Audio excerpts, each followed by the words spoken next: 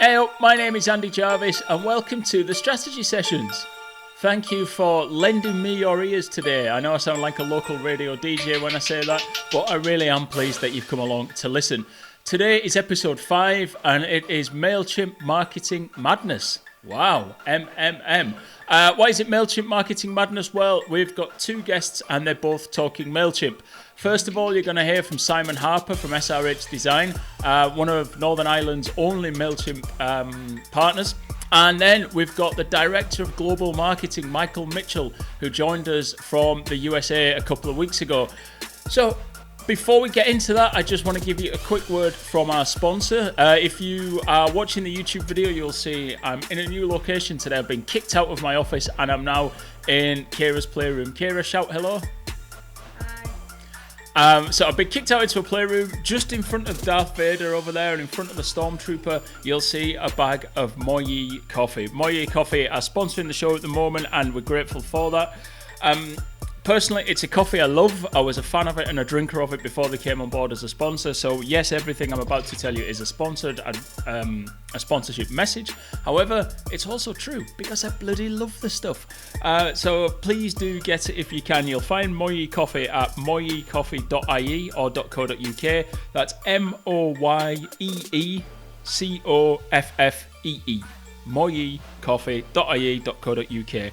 You can find them on social media, on Twitter, on Instagram as well. And see if you can find them and have a look. Why are they good? Well, first of all, the coffee's brilliant, right? So I love the coffee and that works really well. But secondly, they're trying to do good things with coffee too.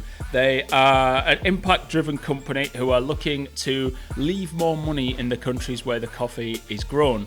So in Ethiopia and Kenya, they're trying to put more jobs and profits there so that 450 coffee farmers can have a roadmap to a living income.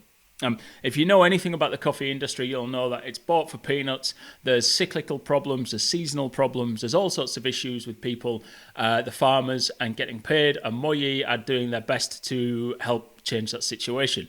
They use blockchain as well to connect drinkers to farmers, and it's really interesting what they're doing. So please do check them out, and especially at the minute, if you're an excessive coffee drinker like me, you'll find you can get 2 kilo bags like that one, and you'll get a third free. So you get 3 kilos of coffee for the price of 2, which is quite an achievement. And it does take you a while to get through, but damn, it tastes good. So yeah, anyway, enough about Moyi Coffee, just check them out. And now let's get on with the show. We're going to start with a top tip first from Simon. Simon is a Bangor gentleman. So if you know Northern Ireland, you'll know Bangor's fancy Bangor. But no, he's a lovely guy and he's going to give you a T.O.P.T.I.P. T.O.P.T.I.P. about Mailchimp. Simon, here we go. Hi everyone, Simon from srhdesign.co.uk. Today's top tip is all about Mailchimp and e-commerce. You should be connecting up your Mailchimp store for 3 main reasons. 1, the most important, transactional emails. Most people will be leaving carts abandoned. They won't be completing purchases. Use Mailchimp to send up automated, timely emails to complete those purchases. Perhaps offer a discount or some form of accelerant to get that product and that purchase complete. Number 2, send out order complete emails that are on brand, that contain product recommendations to again increase the likelihood of future purchases, higher loyalty. Make your customers feel valued and welcomed. And number 3, social proof, advanced review emails that send out and request product reviews. Use that then across your social media platforms, on your website, in your store to promote trust in your brand and your products and your loyalty. To find out more, follow me, Simon Harper, at srhdesign.co.uk. Simon, thank you very much for that T.O.P.T.I.P. It's the Mailchimp Marketing Madness edition, and because of that, we've got some swag that Mailchimp have sent from their headquarters in Atlanta. So this is grade A Mailchimp swag, which we'll share with you shortly on video, and I will do my best to describe for you if you're only listening to the audio. Before we do that, I want to talk to you about an email I sent recently to my database. I send out a monthly newsletter.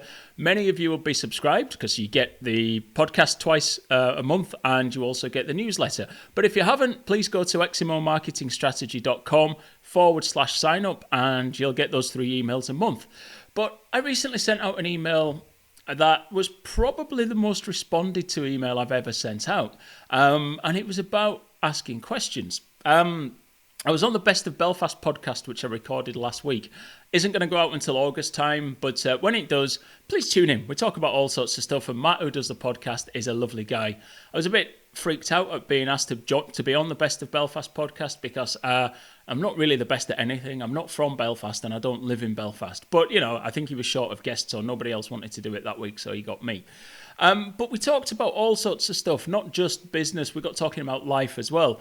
But one of the questions he asked me was about what made you a better marketer. And it got me thinking about a time that I cocked something up. I go way back to when I was only a young whippersnapper of a lad. I lived in Newcastle and I worked at Durham County Cricket Club.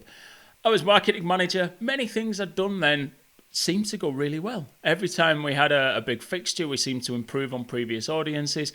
We had some big international games, we sold out. We had concerts that we sold out, and things were going really well. As a young kid, you're doing what you do, you think everything you touch turns to gold. And it was all down to me being brilliant. Yeah, how little we know, eh? How little we know. We got a new chairman, lovely man called Clive. I was dragged in to have a meeting with Clive, tell him about the marketing plans for the year, what we were doing, and I wrote off membership. Now, if you don't know what membership is, it's like a season ticket for a professional cricket team. It had been in decline everywhere around the country. Everyone's membership was down in every county around the land, and I just said, look, it's not worth worrying about. It's going down, it's pointless, and blah-de-blah-de-blah. I just remember Clive looked across the table. I was just about to go on to the next slide, and he went, let me just stop you there, Andrew. And now, when anyone calls me Andrew, I know one thing. I'm in shit. Something's gone wrong when people start calling me Andrew. So I knew there and then there was a problem. And Clive just very directly but politely explained why he thought I was wrong, why I shouldn't write off a significant income stream for the club, why was I accepting what other people thought was the right or the wrong answer, and all sorts of other things. That was just the most awful experience, sitting across the boardroom table from the new chairman while he just runs through you. And what made it worse was that I knew he was right. Everything he said was bang on. I couldn't argue back. He was just right, and I was wrong. Not a great place to be. Probably the most crestfallen I've ever been in my career. The next morning, Gordon Hollins, who was my manager at the time, put his arm around me. We sat down and we looked at, okay, what do we do about this? How do we find out? Membership may have been a turkey, it may not have been a turkey, but we didn't know, and I hadn't put enough effort in. And it was a bit of a disaster. Now, to shorten the story, we did some market research, we talked to a lot of members, we looked at rebuilding our whole membership package. We cut it down from kind of 25, maybe 27, 28 different membership types. We cut it down to 8, and we probably could have got it down to 6 as well if we'd have really tried. But we stuck with 8, and over the course of that season, the off season when we sold membership, we actually ended up putting more people on membership and putting more bums on seats and raising more money for the club. I think we were the only county that year that had a positive trend for membership. There might have been 2. But what I took from that was a real lesson in not just accepting what other people tell you and really focusing on actually finding the answers out for yourself. But what Matt taught me and what I put in the email that I sent out last week was actually every time my career's hit up against the brick wall, every time I've cocked something up, there was a recurring theme with that. And it was not asking the right questions. At the cricket club, I'd not interrogated the data. I'd not asked myself enough questions. I'd not asked the members enough questions to find out. And every time I do something wrong throughout my career, what keeps coming back?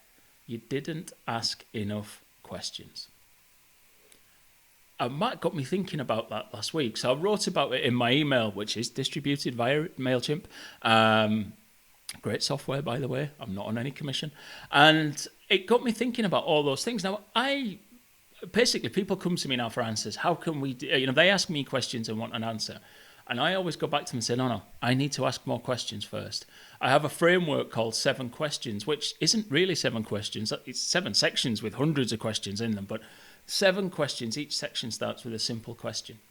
And I ask questions and keep asking and keep asking and keep asking until I've got enough information. And what I would say is have a think about your business and have a think about your work and your job. And I would bet from most people I speak to now, and when I've bounced this around with other people and said, where does stuff go wrong for you in your life? Or where does stuff go wrong for you at work?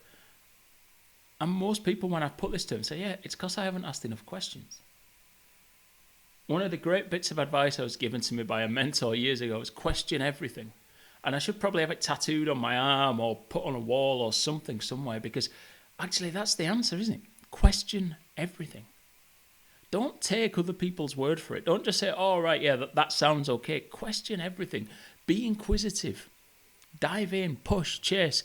It's one of the most underutilized skills for marketing and marketers is that inquisitiveness, that desire to say, no, I'm not accepting that. Keep pushing, keep pushing, keep pushing. That went out in my email, and it's the email. I've been email marketing for years, and for Eximo Marketing, I think it's over a year now I've been sending out this monthly newsletter. I would say it's getting better as well. If you receive it, hopefully you enjoy it too. This email had more responses to it than anything else I've ever sent out. And I think it's because people recognize that when stuff goes wrong for them, it's because they're not asking enough questions too. So take that away from today if you can. Always ask more questions. And if you're not sure if you've asked enough questions, you probably haven't. Just keep on asking. One question you're probably asking now is, when's the interview with Michael going to start? And the answer is in a minute. But before we do that, I've got to show you and tell you about the swag that has arrived from Atlanta for this episode. So we're going to have a question, and we're going to have a giveaway, sorry, not a question. And you can win all of this wonderful Mailchimp swag. Let me have an ooh. Ooh, thank you. Right. So my glamorous assistant off camera here, Kira, is currently demonstrating. So if you're listening and you can't see this, we have a Mailchimp. Is it a snapback? No, it's a Mailchimp. I think it's a granddad cap is what you'd call it. It's got the logo on it. So, yep, there you go. We've got all black. It looks cool as hell. So that's prize number one. Prize number two is this really cool. It's the sort of thing that I actually want myself. It's a Mailchimp sticker. It's a puffy sticker, not just a flat sticker, a puffy sticker. It's about maybe 2 inches high, 2 inches wide, and it's the face of the Mailchimp monkey. Well, it's a chimp, obviously, not a monkey, but anyway, don't argue. It's that, and then probably the best bit of swag is, drum roll please. Ta-da! There's his bum. It is. What's that? 3-4 inch high actual Mailchimp chimp. It sits on your desk. It looks cool as hell. He's got a backpack, a little yellow cap, and if you turn him around again, Kira, he's got his bum out as well, which when you're 11 years old or when you're 40 is also hilarious. So there you go. Now, when I interview Michael, you will hear me ask a question, which is, what is the name of this Mailchimp, of this thing? What's its name? Mailchimp's mascot, what's its name? And I ask you to enter the quiz by going to eximomarketingstrategy.com/podcast. What I would ask is that you just completely ignore all of that information, right? All you have to do to enter this competition is share the podcast on social media. That can be LinkedIn, Facebook, Twitter, or Instagram. Just tag at Eximo Marketing, EXIMO Marketing. It's Eximo Marketing on LinkedIn. It's Eximo Marketing on Twitter. It's at Eximo Marketing on Instagram. And it's at Eximo Marketing on Facebook. Just find and tag, and that's your entry. Just share the podcast, the link to the podcast, share it on a social channel, tag me or tag the company, and your entry is there. And in a week's time, we'll do it on the 12th of July, because it's a lovely day's holiday in Northern Ireland. So on the 12th of July, I'm going to draw the winner of this swag. So just tag me on social media with the link to the podcast, and you can win this swag. I'll pick somebody from there to win it. Right. Without further ado, let's have a listen to when I caught up with Michael. This interview was recorded about 3 weeks ago, maybe 3 or 4 weeks ago. So here we go. Michael, it's an absolute pleasure to welcome you to the strategy sessions. How are you? I'm doing good, Andy. I appreciate you taking the time to have a chat with me today. This is exciting. Listen, the pleasure is all mine. It's fantastic to have you on and to talk about such a well-known product, a well-known brand, and to talk about your career, which we'll get into as we're moving along. So, tell us, Mailchimp. It's a global beast of a product. What sort of countries are you working in? How big is the product at the minute?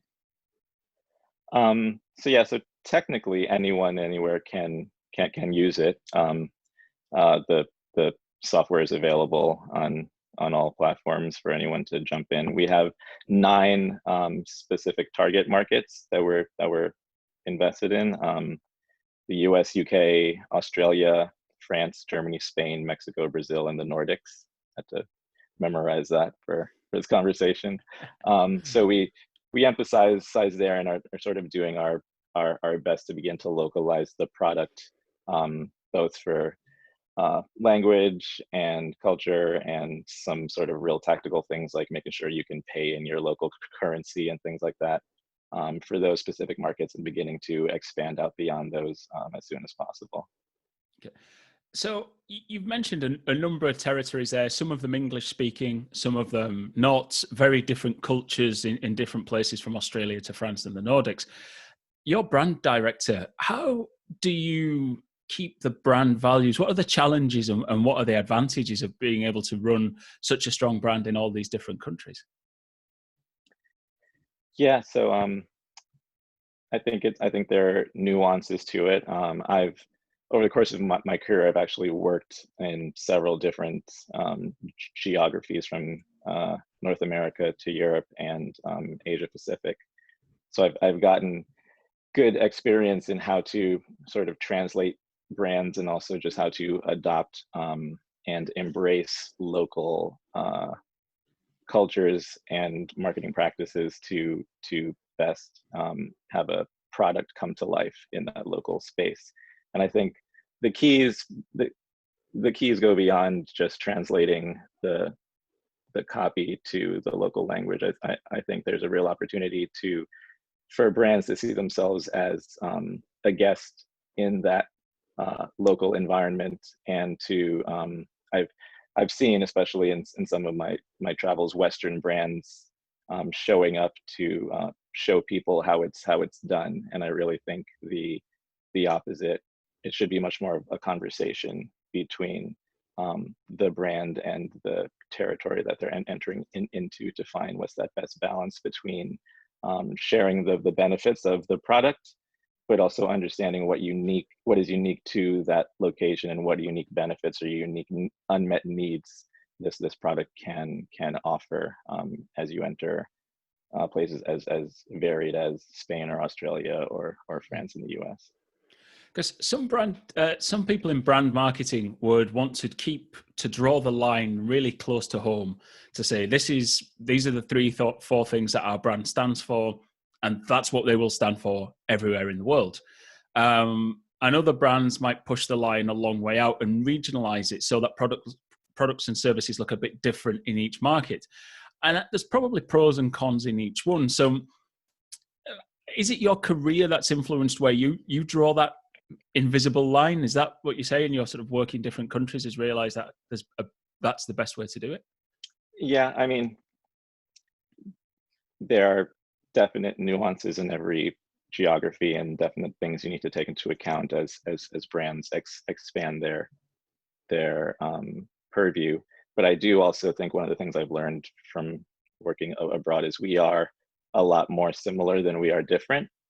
And if a brand can craft a purpose and a promise to customers that kind of taps into some of those universal truths, then it has much more of a opportunity to travel and resonate, no matter what culture or country that you enter into.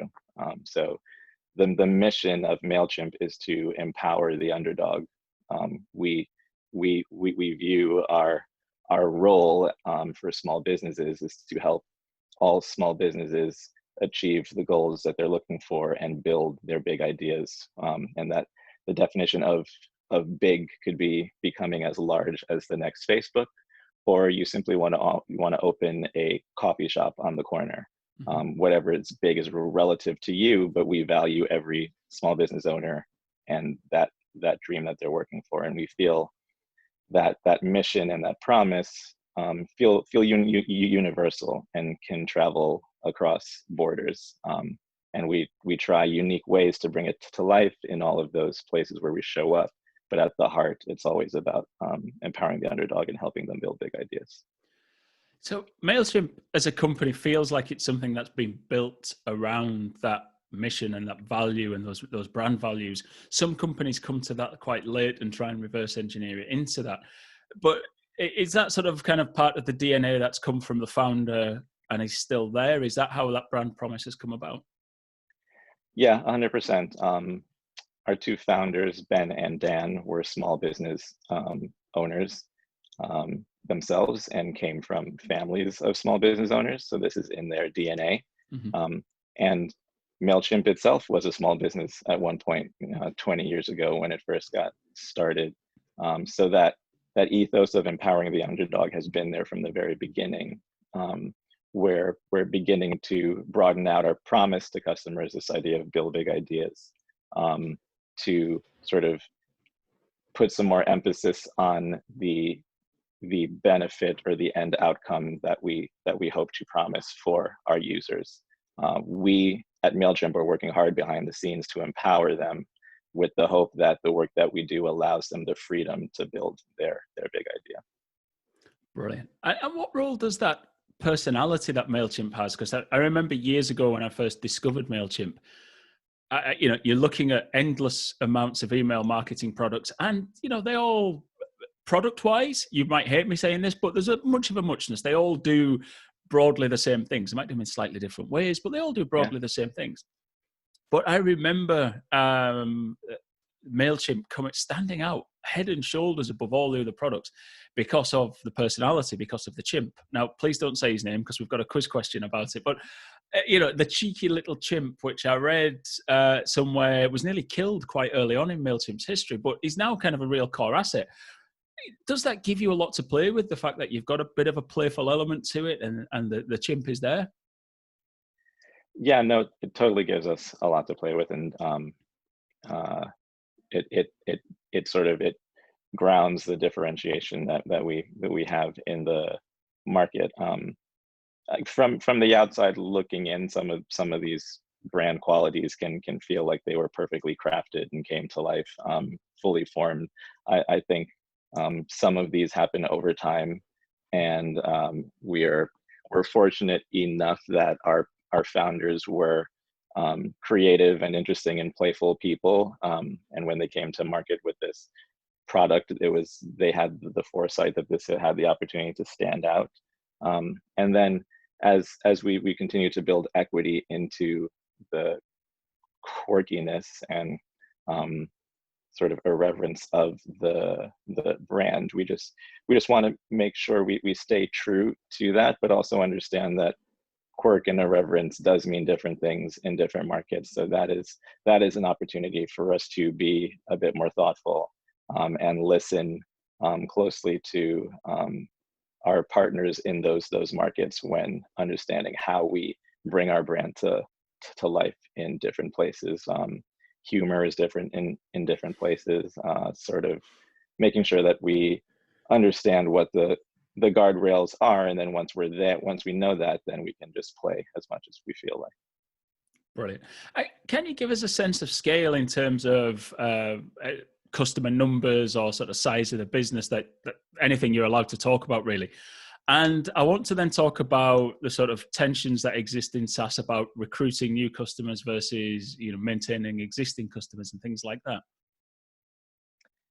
Yeah, so I think we have upwards of 12 million plus users across the globe, and we're a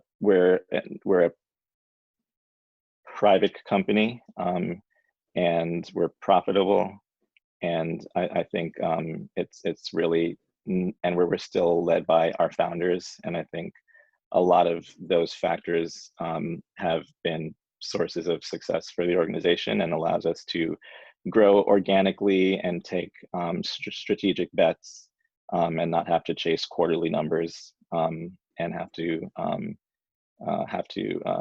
bow down to shareholders and or investors. So I think the success of the organization has been based on sort of the vision of our founders and our ability to sort of go our own way, without those restrictions. Oh, brilliant. You certainly get the feeling when you talk to companies who have gone public that those sort of quarterly earnings calls and publications do become the rhythm of the organization, and everything becomes beholden to them. So it's interesting to hear that you can take those different strategic bets because it's the founders who are still there and still in control. Yeah, and I mean, successful businesses, there are several ways for a business to be successful. There's no one right way to do it, but it's nice to be at a place with a long-term strategy that understands, that doesn't make perfection the enemy of progress. So we're able to make mistakes and build on them and push forward, and with that longer term horizon that keeps us all on the same track. Brilliant. Love that. Absolutely love it. I want to talk about your job specifically and the challenges you might have and also the benefits of it. So typically, and I'm talking generally in SaaS organizations, that there's a huge focus on monthly recurring revenue or annually recurring revenue, depending on the organization, which tends to lead marketing towards a push for performance marketing, bottom of the funnel conversions, sort of Facebook ads, Google ads, whatever. Brand marketing often gets forgotten or talked about in different terms to those things. How does that manifest itself at Mailchimp? Are there any problems? How do you get around them? What is the role of brand marketing in a SaaS organization? Yes, I think at any organization there needs to be a healthy balance between performance marketing and brand marketing. They're both extremely important to the success of raising awareness and driving conversion for customers. And I think, as you mentioned earlier, they're in the SaaS industry and in many industries where there's a lot of competition. Brand is one of the key ways for organizations to differentiate themselves and to get in the hearts of customers and to increase loyalty and retention amongst customers. So at Mailchimp here, we understand all of those key things that brand can be responsible for and can be drivers of. And when we're speaking about retention and loyalty, there are direct bottom line implications on that brand can be a key factor in driving. And in terms of awareness and inspiration and love for the brand, those also can have tack-on effects on the bottom line. So again, the organization understands all of that, and the ability to invest in the brand can also be attributed to our fact that we do have longer term vision and longer term goals for the organization, and understand that investment not only in the here and now and in performance and in ARPU and annual recurring revenue is just as important in that longer term relationship building and brand building, to continue to create a halo effect across the whole organization and continue to draw more users to us over others. Yeah. It must be a real strength. So Mailchimp in that space, which is competitive, there's a lot of good other products out there. The brand must be a real strength. So you're quite new in the organization, is that right? So, was it a great thing brilliant, I get to work with, one of the leading companies in the sector? No, I was super excited to get the opportunity to join here, and just trying my best not to break anything now that they've put me now that they've put it in my hands. Yeah. Brilliant.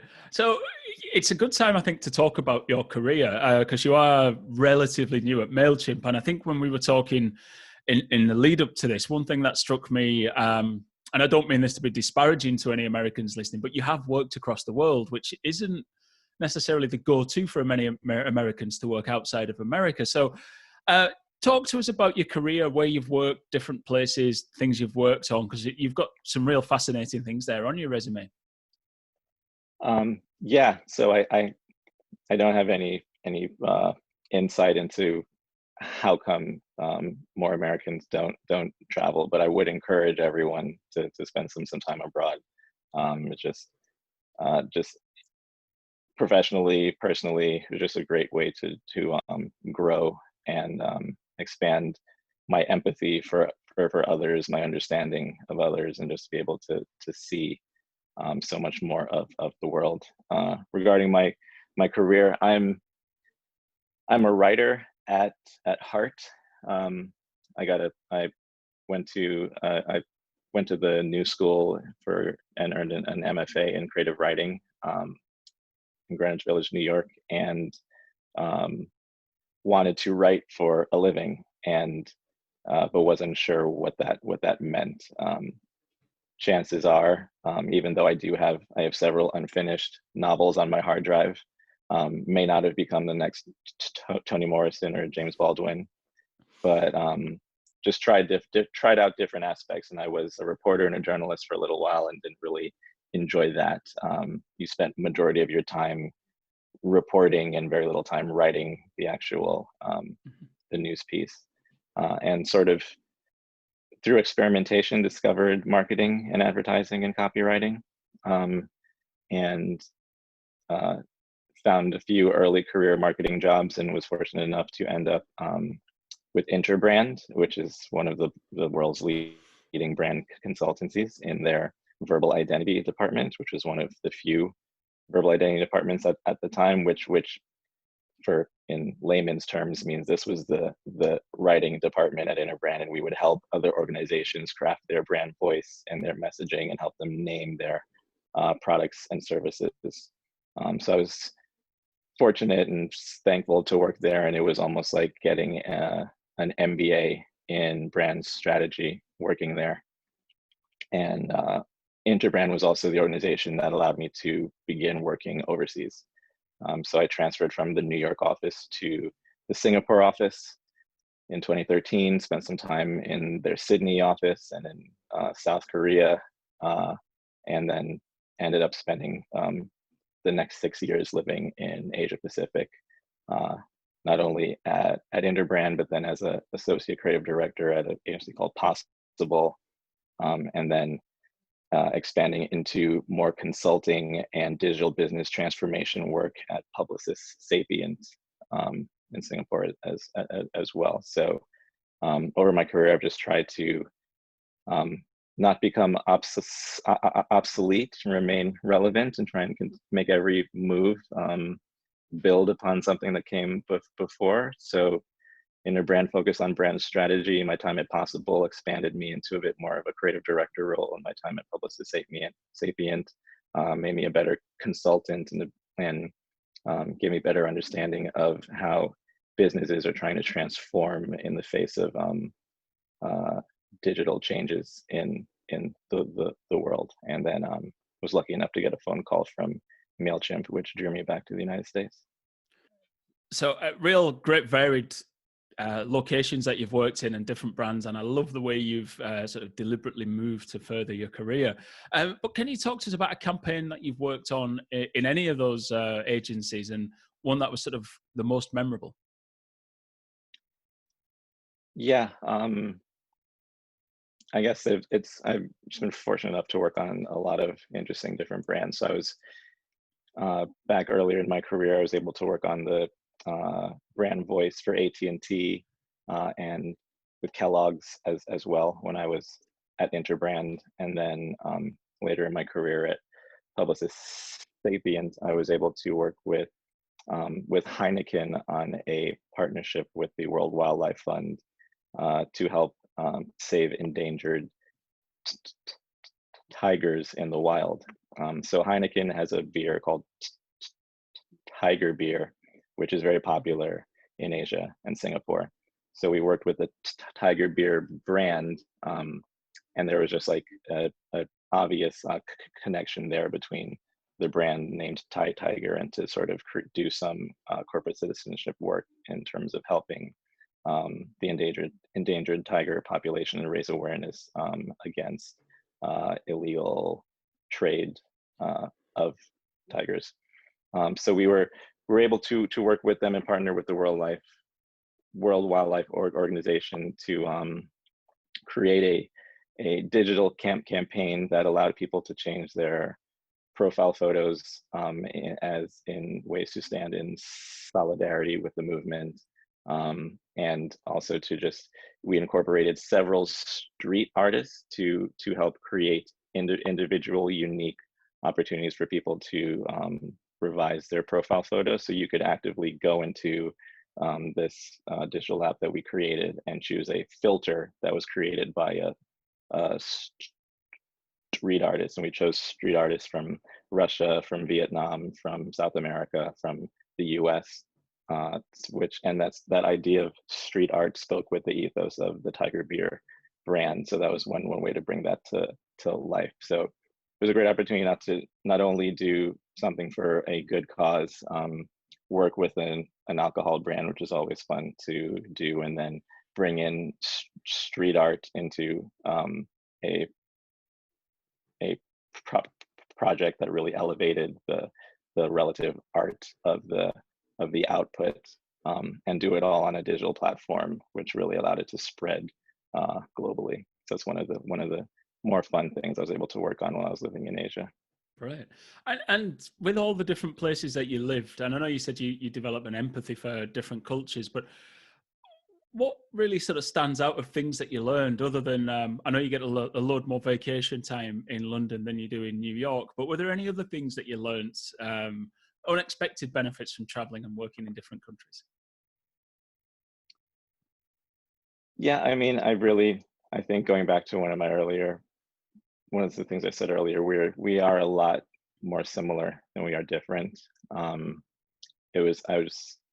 Every client I worked with, whether in Sydney or New Zealand or Thailand or Indonesia, the Philippines, there was just a warmth, creativity, inspiration, and ambition amongst everyone to sort of do great creative work, and the controls over what is great doesn't lie only in the West. There's talent everywhere, and it's just lovely to be a part of that and bring some of those learnings back to the States. And I can't wait until some of this quarantine is over and there's opportunity to travel again. And see other places, definitely. I think you speak for everybody when you say you can't wait to travel again. The whole country, the whole world is waiting to get on a plane and go somewhere different. I want to get into a little bit about what's happening in the States at the moment, because I think the line that you said about there's more connects us than separates us is universally true. But in America at the moment, we're recording this sort of early June. It's going to go out early July, just around the 4th of July.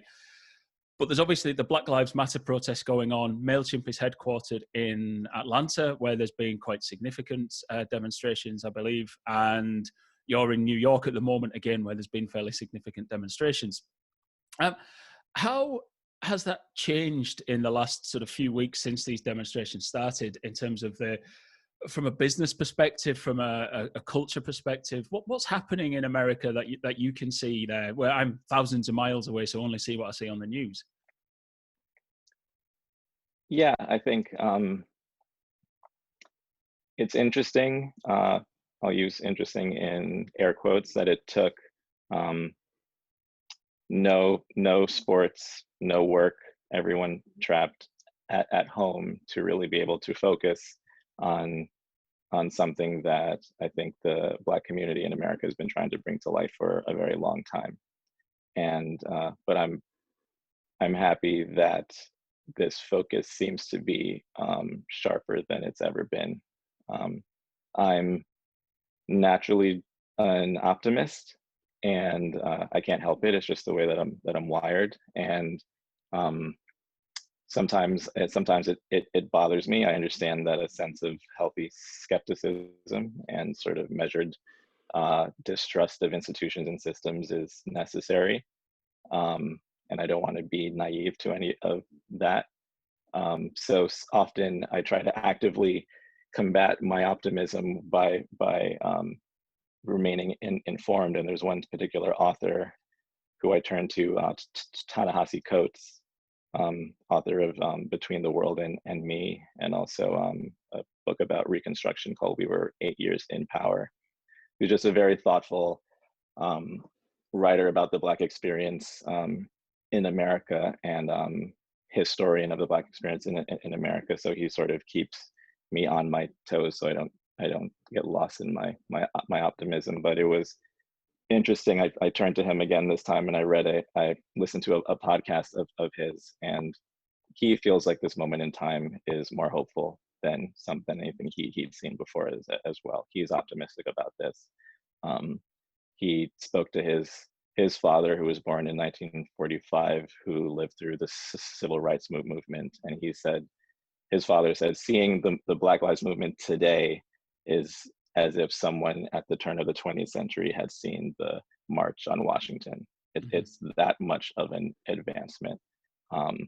So I think there was significant change made in the civil rights movement, and not everything was perfect, but there was change, and I feel like there will be significant change again right now. And it won't be perfect, but to harken back to something I said earlier, let's not let perfection be the enemy of progress. And I remain optimistic. Good. I generally speaking, I'm an optimist too, and there's times where I look at what's been happening recently and think this is the cusp, or on the moment of monumental change. Probably have a little bit more skepticism than you as well. Maybe it's the British nature, where I look at there's a lot at stake for people who feel like they've got a lot to lose by this happening. And I think one of the quotes I saw was, when you used to privilege, equality feels like oppression. And I worry sometimes about the kickback from people who feel like they're going to be losing just because everybody else, the Black population, is reaching for equality. But hopefully the discussion goes on. As I say, we're going out just after the 4th of July. I can't predict what's going to happen there. I'm not going to ask you to predict. But there's a march on Washington again to coincide with the anniversary of the original March on Washington. Is that right? Do you think that'll be another big moment for the Black Lives Matter movement?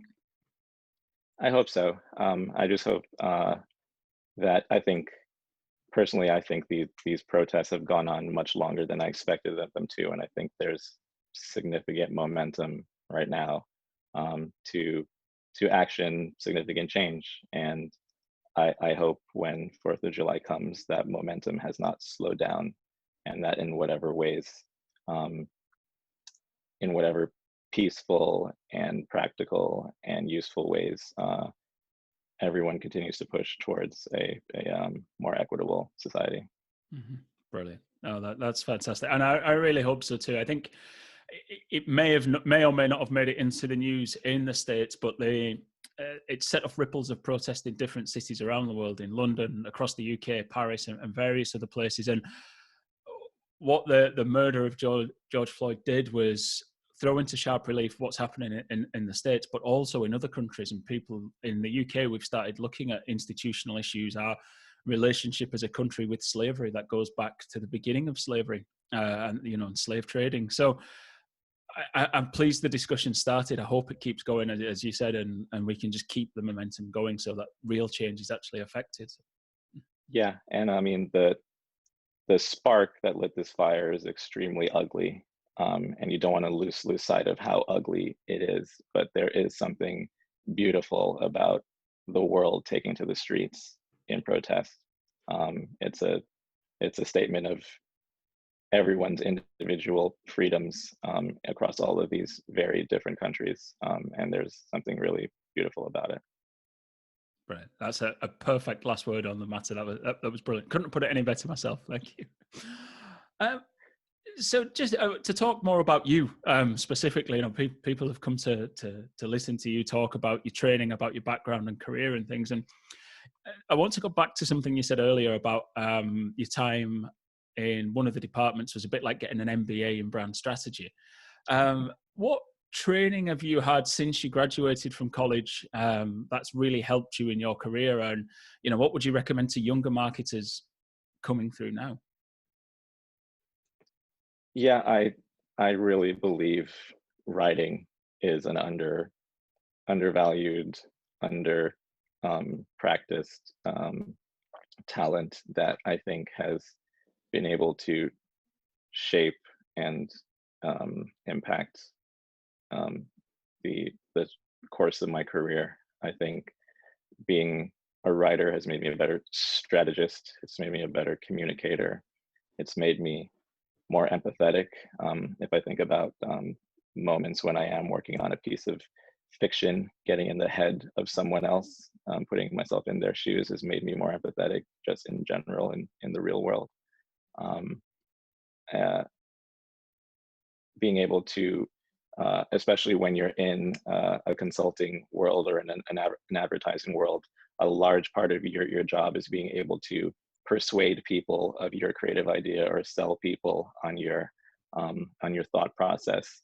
And I feel like my background as a writer has been key to helping me be able to craft presentations and craft arguments, and put together succinct, inspirational, and hopefully successful packages of creative work that have been able to get through approvals and then out actually into the world. So the number one thing I would advise younger people in is practice writing, become a good writer.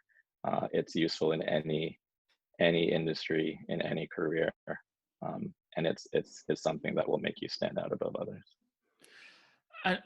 Do you see the skills that marketers and people you work with need in the next 10 years? Do you see those skills changing? Obviously, writing, core skill, and you can always improve on it. But do you see people needing new skills coming over the hill in the next sort of 10 years? I have a bias towards the liberal arts. I feel we've the pendulum has shifted towards engineers and coders and hard skills, which are 100% necessary and very useful and have provided great technological advancements. But the soft skills of the humanities and the liberal arts in general, those are much harder to replicate with technology. Those are the things that make us uniquely human, and those are the things that help you build relationships, and those are the things that drive creativity and drive innovation. So I think more students in general could benefit and will benefit in the future from a deep foundation in the liberal arts. Mm-hmm. Yeah, I tend to agree. And you mentioned softer skills as well. I was consulting a year or two ago in an organization, and the CEO of the organization asked me what skills should his marketing team learn, and he had quite a young marketing team, and the only thing I could really think of that they should improve on is use of a telephone, because none of them ever used it. Like, I'm going, stop sending emails to people sat over the, in the office next to you. Get up and go and speak to them. Pick the telephone 100%. up. And it's like, these things make a huge difference to them. So maybe that'll go into the college curriculum, is how to use a telephone instead of sending Slack messages or something like that. Yeah, I mean, we're all getting forced to learn how to talk to each other again and under these Zoom conferences and Zoom rooms. But yeah, hopefully once we do end up in the same office again, we walk over to each other's desks a bit more. I hope so. Long may it continue. And what about college degrees? Do you think because in America, they're a huge financial investment. I mean, they are in lots of places, but certainly in the States, they're a huge financial investment. Do you still see the benefit in a college degree for marketers specifically? I do. I think there's always value in education. I think education will probably take new shapes and forms moving forward, and what was considered this the standard and the pinnacle may no longer be. There may be a more democratic version of education moving forward, and I hope so. Well, that will allow more people access and potentially reduce the cost. But I'm never going to advise against education. I think it's always useful, no matter what your career goals are. No, definitely. And again, I agree. I hear lots of people telling me at the minute that you don't need a degree to go to work in marketing. You don't need this. You don't need that. You can study for Google Analytics qualifications online, but you can always, in my book, I say you can always tell a properly trained marketer. You can tell them as you talk to them. You can tell them from a mile away. So I'm a fan of education. Let's put it that way. Yeah. So on that, what books do you read? What blogs do you read, or podcasts do you listen to? There's a reading list section on the website, xmomarketingstrategy.com/reading-list. You can see all the book recommendations from all the guests of the show. But do you have any particular books you read or authors you go back to for marketing? And let's take some fiction recommendations as well. Cool. So I think specifically for this moment in time, I would recommend all of the works by Ta-Nehisi Coates, like I mentioned before. Between the World and Me is a piece of nonfiction written as a letter to his son, and We Were 8 Years in Power is a collection of essays, partly about Reconstruction, partly about reparations, but just really insightful and eye-opening work.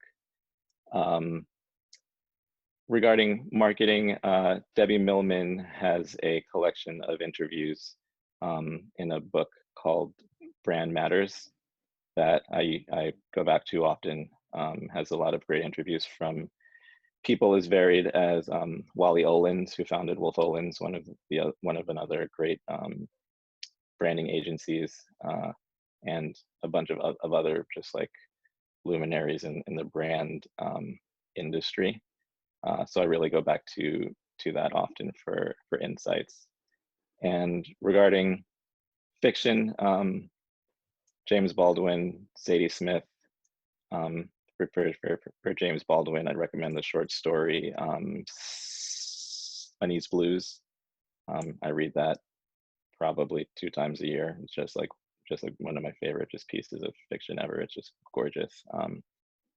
And nearly anything by Zadie Smith, but particularly her debut novel White Teeth is lovely. Right. So some new books there. Not that I complain, but we've had a lot of people saying Jim Collins, Good to Great, and books like that, which are fantastic works. But it's good to hear of different things that we can recommend to people in different, because you've got to read widely to open your mind and find these things out. So no, I shall check those out and add them to the list. They're in the show notes, which will be somewhere around on the app or wherever you're listening. You can find links to all of those books. And what advice do you wish you'd have given? What advice would you give to your 21-year-old self as you've moved through your career? You've seen lots of different things. What do you wish somebody had told you? That plan B can often be the best option. And because my plan A was I'm gonna go and get this MFA in writing, and then I'm gonna become a journalist, and I'm going to create my Great American Novel on the side. I literally had no understanding of marketing or branding or advertising, and that could be a viable career and that I could excel in it. And it ended up being a plan B when I realized that I just didn't want to be a journalist. And I'm so happy that that's the path that I've taken.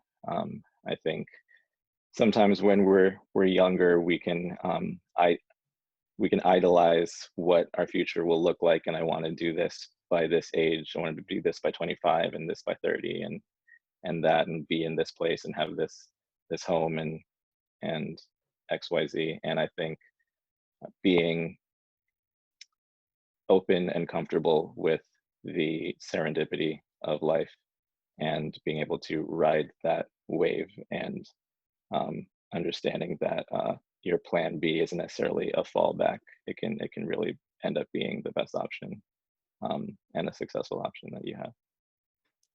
Oh, brilliant. I love that. I just, there's so much here. I'm going to have so much fun taking clips of this so we can share it time and time again. This is going to be the highlight of my time over the next couple of weeks when I'm doing that. Just before we wrap up, I've got two more things to ask you. And the first one is, for anyone who knows me, knows I am a bit of a cricket fan. I used to work in cricket, and I do enjoy watching cricket. And it turns out we have a little bit of a sort of cricketing overlap between us in the fact that you're one of the few Americans who've seen a live cricket game. Tell us how that came about. Right. So my parents are from Jamaica. They were born in Jamaica. I was born in Queens, New York. But I think when I was 18, I went to Kingston, Jamaica with my dad, and he took me to a cricket match. I don't even know the right terminology. I think it only lasted one day. Okay, so wearing coloured kits, sort of different, not just plain whites. They were wearing coloured kits. I couldn't even tell you. Yeah, probably a one-day game or a 2020. And yeah. part of why I couldn't even tell you, because I wasn't paying attention. It was just a lovely day in the park. Yeah. There was great food. There was great music.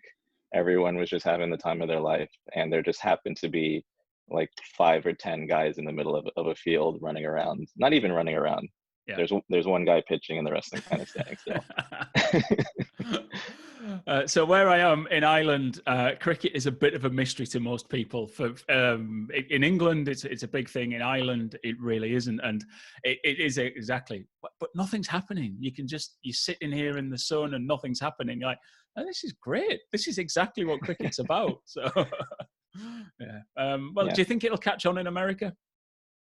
I was about to say it's not too far off from going to a baseball game, mm-hmm. But I guess you're more drawn to what you grew up with. So I can tolerate baseball and actually enjoy it. But when my dad throws cricket on the screen, I gotta find another place to hang out. Yeah, baseball's a national institution in the States, right? It's everywhere, isn't it? Little leagues all the way through. So. Yeah. Okay. Well, look, my last question to every guest is, what did you think I was going to ask you, which I haven't? Just to put you on the spot right at the end of the interview. Yeah. And you are putting me on the spot. You did warn me of this question, and I still didn't prep for it. I think we covered everything. I think you're an exceptional interviewer, and you just covered all the bases. That's the way I'm going to try and wriggle out of this.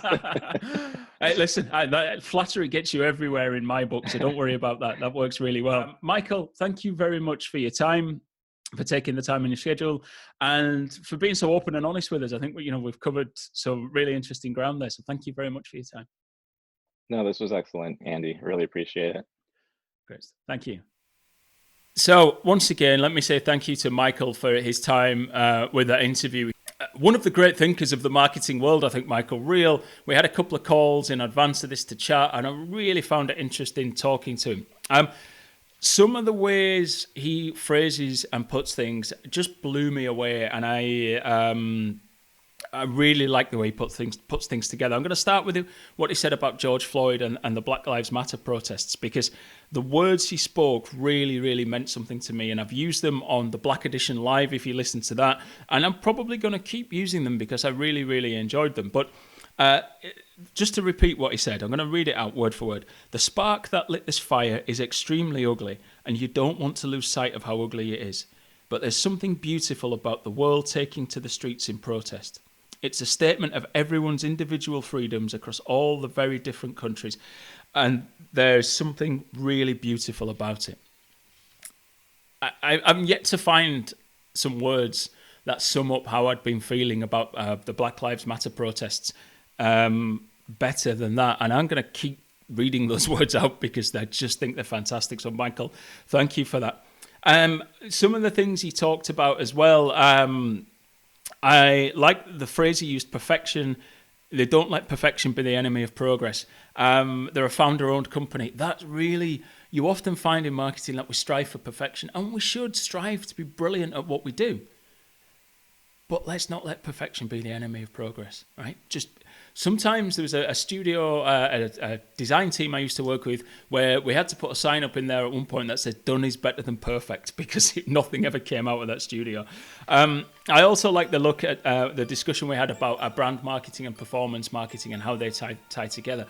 But please do listen back the interviews there. I really enjoyed the whole conversation, and yeah, I hope maybe one day I'll get Michael back on, because that was just a really interesting conversation for me too. Right, just a quick reminder before we finish. A couple of things. Firstly, we've got the Mailchimp swag to give away. We've got the Mailchimp monkey. We have the Mailchimp cap. And we have the Mailchimp, the cap in picture. Yep, there you go. And the Mailchimp sticker. Thank you very much, Kira, my glamorous assistant, who doesn't want to be on camera. It's not that I've just told her to stay off camera, right? I'm not that bad. So ignore what I said in the interview with Michael. If you want to enter, just tweet, Instagram, LinkedIn or Facebook a link to this podcast. If you share the link and tag @Eximo Marketing in it, you're entered into the competition, and I'll be in touch if you've won. Right, that's that sorted out. Secondly, one more thanks to Moyee Coffee, moyeecoffee.co.uk or .ie. Moyee Coffee, great place to buy your coffee. They've got a #Protect the Chain campaign going on at the moment, and you can get 3 kilos of coffee for the price of 2. Great deal, great coffee. Please do check that out. And also, one last word to Aaron and Pablo from Inside Voice. They are responsible for the fact that this show sounds so amazing. I think it sounds great as well, but the reason it sounds slick is because they're behind the production for it. The reason the YouTube video looks less slick is because I'm behind the production of that. So, yeah, thanks guys for your help with that. Thanks to Moyee Coffee, thanks to Michael, thanks to Simon.